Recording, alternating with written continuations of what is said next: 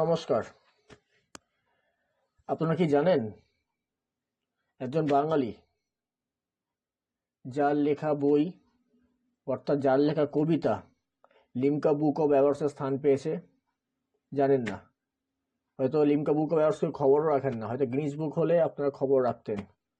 যাই হোক, উনি উল্টোডাঙার বাসিন্দা, ওখানকার এক লোকাল সমাজসেবামূলক সংগঠন ভারত ভাবনা দল, তার উনি সক্রিয় সদস্য।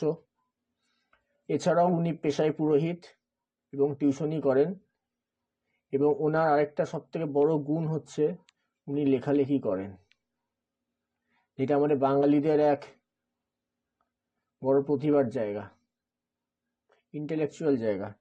এবং ইটস মাই প্লেজার, ভাই প্লেজার বলবো, ইটস মাই অনার, উনি এই বইটা ম্যাকডওয়েল এসেছিলেন ব্রিটেন থেকে, সেই সময় ওনার সামনে উনি এই বইটা আমাকে উনি উপহার হিসাবে দিয়েছেন।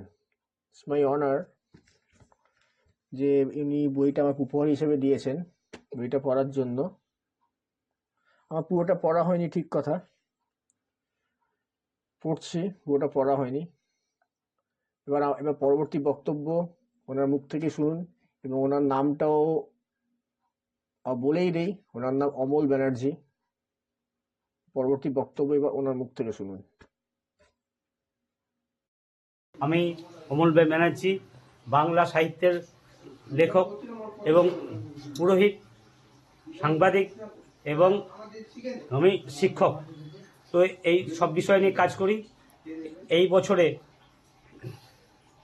আমি 2023-এ লিমকা ওয়ার্ল্ড রেকর্ড বুকে হলুদ পাখি স্থান পেয়েছে।